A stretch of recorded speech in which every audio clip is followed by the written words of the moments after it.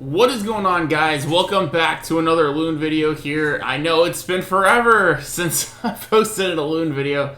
Apologize, guys, just that time of the year, holidays, work stuff, and work is really ramping up, so it's just been really crazy. Elune didn't have too much going on until we did get an update this last night, I believe. And Cucio, if that's how you pronounce his name. Feel free to crucify me if I'm mispronouncing it. Was released, and he is going to have the same step-up summoning banner as did Reaper. So let's go over him. He is a new debuffer legend unit, and these are his maxed out +5 stats. You guys see they're around 9,500 attack. Defenses are around 5k, 5,100 for the physical, 4,975 for magic. HP is 5,600. Speed of 109, pretty good. And then evasion 31, crit 41, accuracy, and crit power 0. So those are his stats. So let's go into his skills to see where we can use him.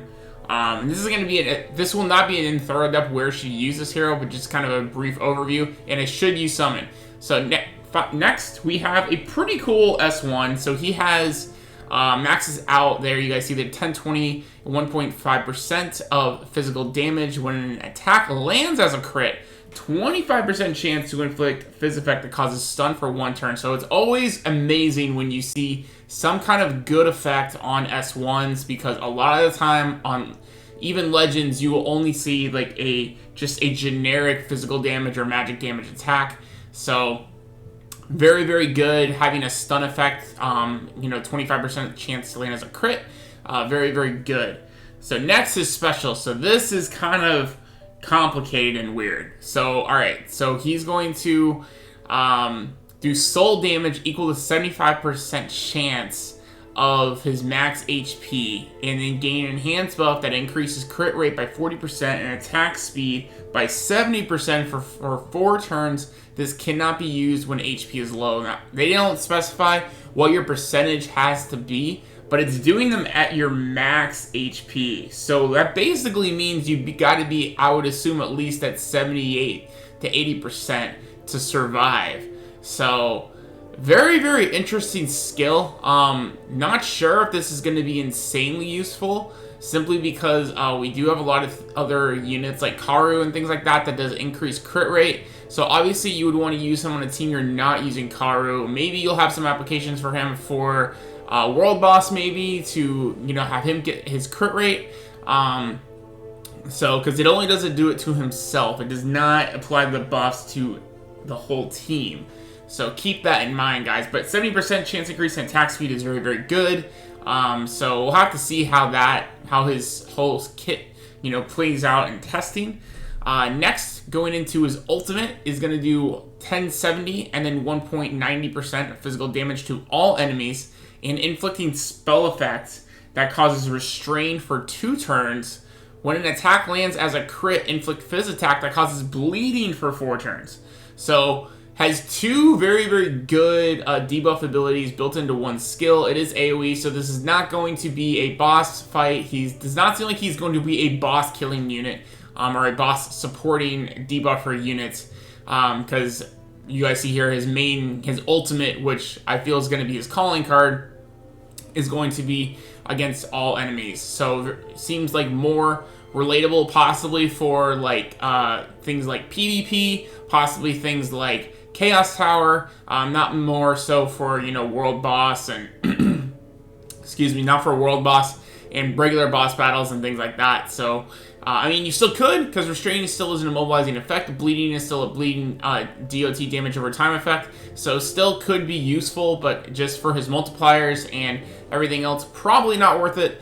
But then his skill gem set, briefly, let's go over that. It's a 10% chance of removing 1 soul or rage from enemies. So that's actually pretty good, because it's a 10% chance, so not too bad there. But the 5% chance of extending duration of Bloodthirsty Madness by 1 turn, maybe that's still good, because you do get his gem set completion, and the gems that you get off this are actually pretty good. So unless you really want to go triple yellow, I do think yellow and purple are very good combinations for his skill too. So that may be worth completing the set. And this has a 5% chance of restoring a soul. So could be useful, but 5% is so low that just generally people don't want to do it, and you know, you may want to just go all red for that aspect, or actually all orange actually would be what I would think, because you want to try to crit as much as you can to get that chance for those stuns. So I'm actually thinking to go all orange personally for his S1, but you know, those are his skill gem sets. Let's go over his passives real fast. So next, we're going to, when inflicting a status effect on an enemy, targets the lowest resistance rate of the 4 status effect resistant rates. Okay. So I'm not really too sure. Targets the lowest res rate of the 4 status effect resistant rates. Okay. If you guys know what that means, please tell me. I'm not really sure on that. Alright, I would assume it has something to do with lowering resistance rates. That's what I would assume. It's lowering the resistance rate that is the lowest, I would assume. But anyway, let's move into this to passive 2, which is going to increase the chance of inflicting status effects by 3% for every attack. Increases up to 30%. This chance is doubled when attack lands as a crit. So basically, you're going to have increase the status effect rate by up to, looks like 60%, because it does go up to 30%. Because it says period, and then this chance is doubled when attack lands as a crit. Now I'm pretty sure it means that like the total. So if you get it to 30%, it should do 60%. Or it could mean that like each attack is 3%, could be increasing it by 6% instead. That's what it could mean. Have to see on that for sure to be 100% accurate, but it could mean both. You know, maybe both. I don't know. But I'm hoping it's going to be that just the overall, whatever the meter is at for whether it's between 3 and 30%, it's going to double. So say it's for like at 25%. Go up to 50% chance of increasing the effect to land a debuff. So hopefully that's how it works, because then his passive 2 is really, really strong. And I think that's where the passive 1 combines of like inflicting a status effect on an enemy targets the lowest resistance rate of the 4 status effect resistant rates to lower them. Hopefully that's how that works. And then finally, increases the chance of inflicting status effects on an enemy based on the lost HP of the enemy. So the lower the enemy's HP, the more likely you are to inflict status elements. So obviously he's all about landing those debuffs. It's completely what his kit is completely based around, is landing those different debuffs of what he has. He has a stun in his S1, and then his ultimate he has a bleed and restraint on his S3. So overall, let's hop into the banner real fast so you guys can see what the different rewards are for the step-ups. So, believe they're the same as they were for Reaper. I believe she's gone yet, and so is the event ticket banner. So, unfortunately, they did not include the tickets on these step-up banners. That's probably why they're like just throwing in those random event ticket banners. So maybe we'll get another one while he's up as well.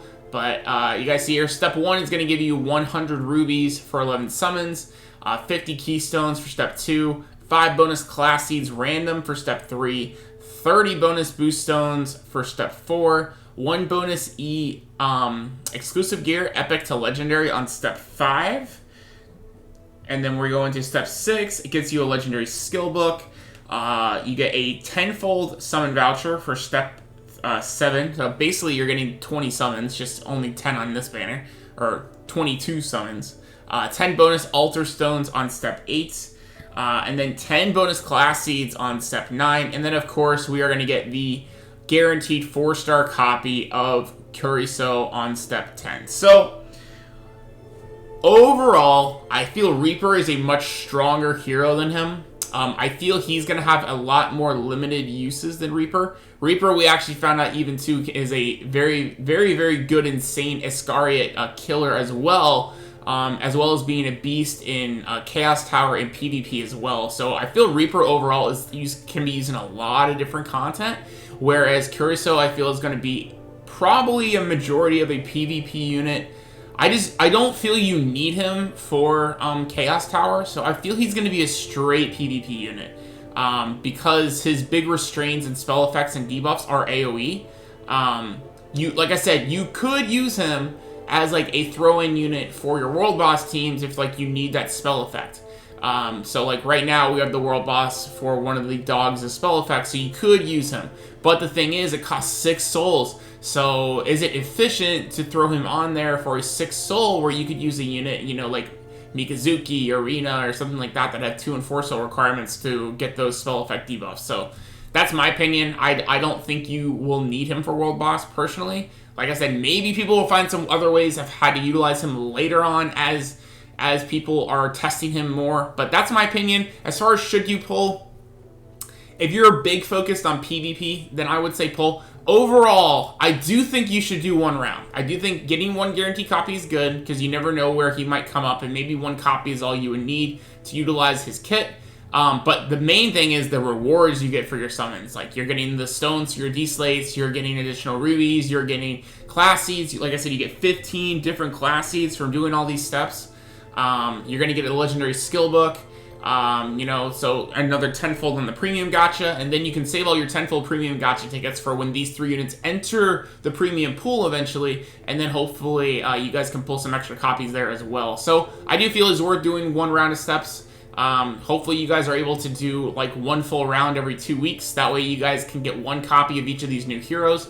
But overall, I feel Reaper is a better overall hero. So hopefully you guys did pull for Reaper and you weren't waiting for Cucio or Mei. It was leaked. If you guys go into our actual event, if you go into the normal difficulty here and you click on Mei, we have this this event back. It's been a while since we've had one of these, but you can see here, she's going to give you tank seeds, which means Mei is going to be a tank legendary hero when we get her eventually. So, but that's going to be my 2 cents on the hero. Once we get more testing and solidify his kit, I'm going to be doing a Reaper video soon.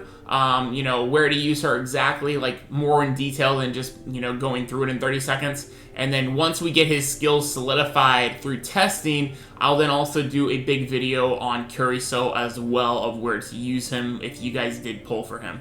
So I hope this video was helpful to you guys. I hope you guys enjoyed today's content. If you guys did, make sure you guys drop a like down below. Hit that subscribe button if you guys are new. Let me know you guys still hanging out playing Elune in 2020.